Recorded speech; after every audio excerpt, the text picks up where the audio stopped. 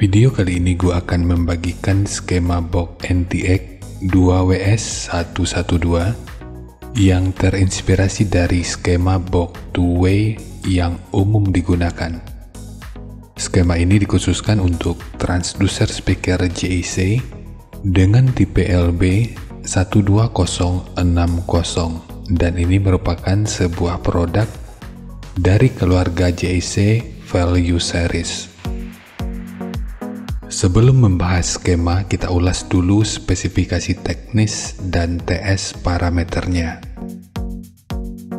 Kita mulai dari ukuran dari transducer speakernya. Untuk diameter lubang pada box, ini ukurannya adalah 279 mili, ukuran magnetnya 154 mili, ukuran total dari magnet hingga gasket 126 mili, ketebalan gasket 9 mili, ukuran antara baut 296 mili, ukuran terluarnya 311 mili.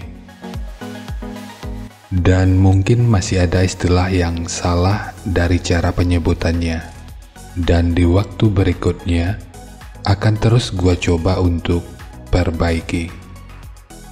Sekarang kita beralih ke spesifikasi teknis dan TS parameternya.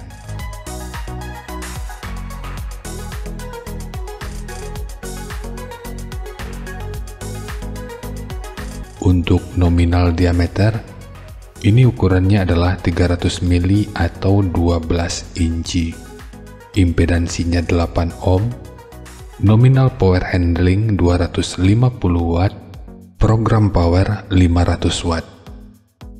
Jika lu masih bingung dengan perbedaan nominal power handling dengan program power ini udah pernah gua ulas pada video yang akan gua selipin pada pojok kanan atas video ini, atau nanti bisa juga dicek pada kolom deskripsi. Kita lanjut.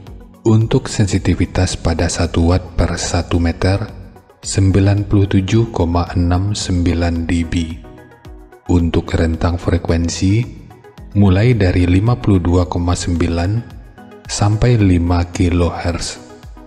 Untuk ukuran voice coil 60,5 mm atau 2,4 inci. Untuk spesifikasi lanjutan bisa dilihat sendiri. Sekarang kita beralih ke spesifikasi utama, yaitu TS parameternya. Untuk Fs-nya, ini 52,9 Hz. Untuk RE, 5,845 ohm. QMS, 8,075. Cas, 0,5987. KTS, 0,5573, GMS 0,181 mm per Newton, MMS 50,1 gram, efisiensi 1,687%, BL 12,75 Tesla meter, fast 71,47 liter, SD 0,086 meter persegi, Xmax 2,75 mm, induktansi voice coil 0,503 mH.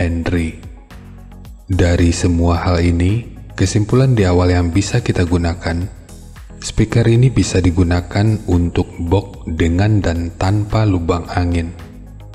Karena dari EBP-nya, ini mendapatkan hasil sekitar 88,35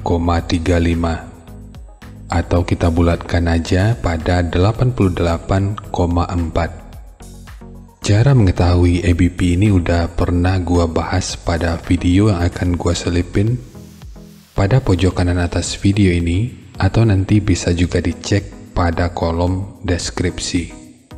Sekarang kita masuk ke rincian semuanya.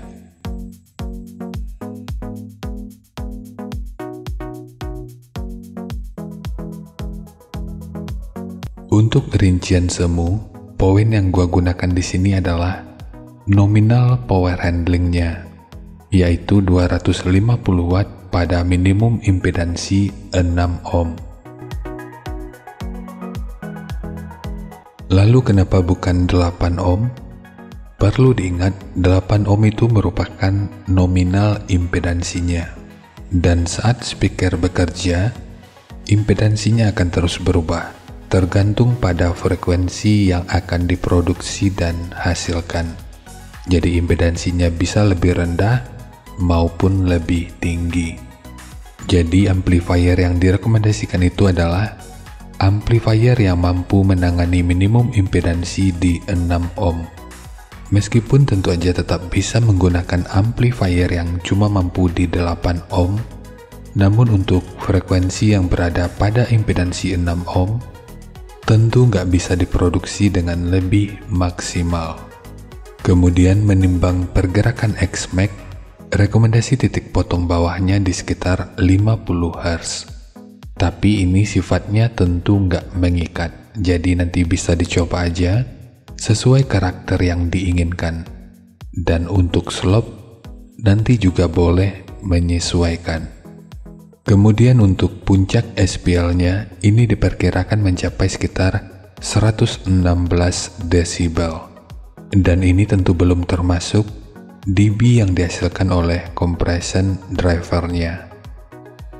Semua ini merupakan rincian semu, jadi bisa lebih baik atau bisa aja lebih buruk dari yang diperkirakan.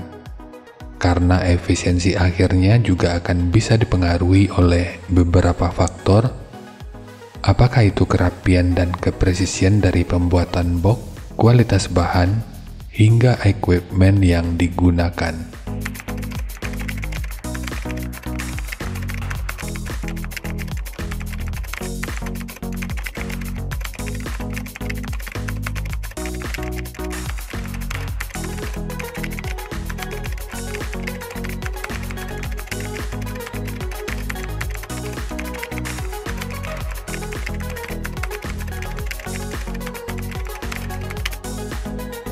Dan sebelum melanjutkan, harap baca deskripsi video karena ada beberapa informasi tambahan terkait bahasan yang ada pada video ini.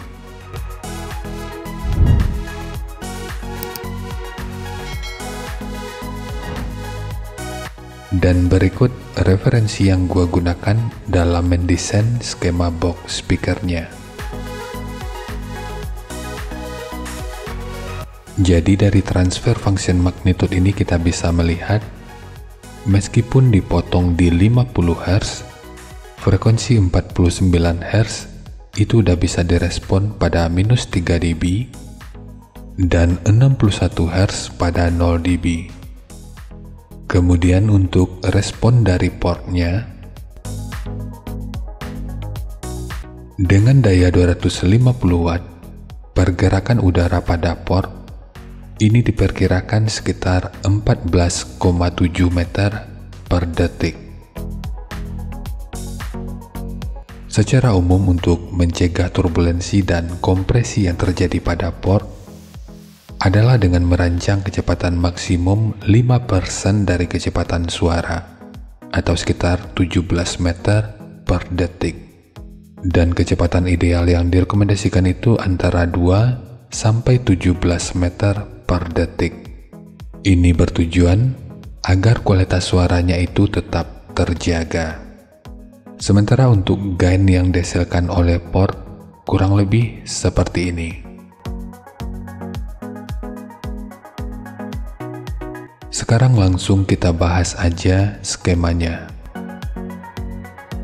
Untuk ketebalan multiplex, ini menggunakan multiplex dengan ketebalan 15 mili. Kita mulai dari tinggi. Jadi tinggi box ini adalah 630 mili, panjang ke belakang 450 mili, dan di sini terlihat ukuran 420 mili karena bagian depannya dibuat dengan bentuk trapesium. Dan ini tujuannya hanya untuk menambahkan estetika dari tampilan boxnya aja. Kemudian untuk lebarnya ini 400 mili. Jadi semua poin ini merupakan ukuran terluarnya. Untuk port, ini menggunakan 2 buah port dengan bentuk segitiga. Dan ukuran internal masing-masing portnya adalah 120 mili. Jadi ukuran internalnya dari sudut ini sampai ke sudut ini 120 mili. Begitu juga dengan ukuran internal dari sudut ini sampai ke sudut yang ini. Sementara untuk kedalamannya atau triplek yang ini ukurannya adalah 150 mili. Kemudian jarak dari bibir depan ini ke dindingnya ini ukurannya adalah 55 mili. Kemudian triplek dari dudukan speaker ini menggunakan 2 lapis. Satu sebagai dudukan utama dari transdusernya, dan satu lagi sebagai penguat dari dinding luarnya. Kemudian di sini ditambahkan penguat berupa sekat yang bentukannya seperti ini. Untuk ukurannya 190 mili dan ketebalannya 30 mili. Biar lu nggak ragu, 30 mili ini merupakan hasil penggandaan dari 2 potong multiplex 15 mili. Kemudian di setiap sudutnya dipasang segitiga seperti ini.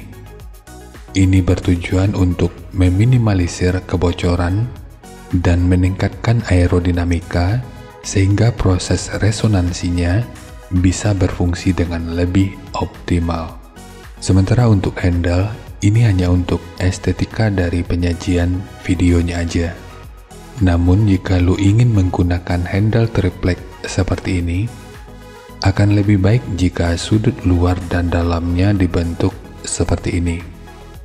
Ini bertujuan untuk menjaga aerodinamika, jadi nanti tinggal lu custom aja sesuai kebutuhannya. Dan ukuran horn yang digunakan sebagai pemodelan pada skema kali ini adalah horn dengan ukuran 16 dikali 32 cm. Jadi segitu aja untuk skema dari box NTX 2WS112, khususnya untuk transducer speaker JIC dengan tipe LB 12060. Dan sebelum video ini gua tutup, jadi bagian tengah boxnya ini kan dibuat sekat dengan ukuran 190 mili dan ketebalannya 30 mili. Lalu di sekitaran ini dibuat sebuah dudukan untuk terminal speakernya. Jika menggunakan terminal speaker berbentuk mangkok atau cekung, maka kita akan sedikit kesulitan dalam memasang komponen tersebut. Maka dinding belakang dan satu lapisan sekatnya ini bukannya dibuat agak besar, lalu lapisan terdalamnya baru dibuat sebagai dudukan utama dari terminal speakernya. Jadi bentukannya kurang lebih seperti ini. Nanti terminal speakernya bisa dipasang pada area ini. Selain bertujuan untuk mempermudah pemasangan terminal speaker, cara ini diharapkan mampu mempertahankan kekuatan dari dinding belakangnya. Dan sekat sederhana ini tentu udah gua buktikan kemampuannya. Jika lu pernah ngelihat video review gua pada Project X gaji seri sebelumnya, di situ udah terbukti kalau efek cardioid yang dihasilkan itu udah cukup berasa. Artinya, bocoran suara ke belakang itu udah sangat minim. Padahal konstruksinya belum semaksimal ini. Jadi membentuk dinding belakang seperti ini sebenarnya nggak wajib. Seperti yang udah gua singgung sebelumnya, ini hanya berlaku jika lu menggunakan terminal speaker berbentuk mangkok atau cekung aja. Kalau terminal speakernya itu flat atau langsung menggunakan spikon yang bulat, bagian ini ya diratain aja dan bikin bukaannya sesuai komponen yang akan digunakan aja. Jika nanti lu punya link review dan video cek soundnya, silahkan bagikan aja pada kolom komentar agar bisa dijadikan referensi juga buat teman-teman yang lainnya. Terima kasih untuk lu yang udah nonton sampai detik ini. Bagaimana tanggapannya atas bahasan kita kali ini? Sampaikan aja pada kolom komentar, biar kita sama-sama bisa belajar agar lebih baik lagi. Dan seperti biasa, jika lu suka dengan bahasannya, silakan like dan share aja videonya ke teman-teman lain yang sekiranya juga suka dengan topik yang sama. Untuk lu yang udah berlangganan, terima kasih banyak atas dukungannya. Dan untuk lu yang belum berlangganan, jika berkenan bantu subscribe-nya. Dan jangan lupa untuk baca kolom deskripsi dan kunjungi juga tab komunitas untuk mendapatkan informasi dan update terbaru. Jadi segitu aja, dan kita ketemu lagi pada video yang lainnya.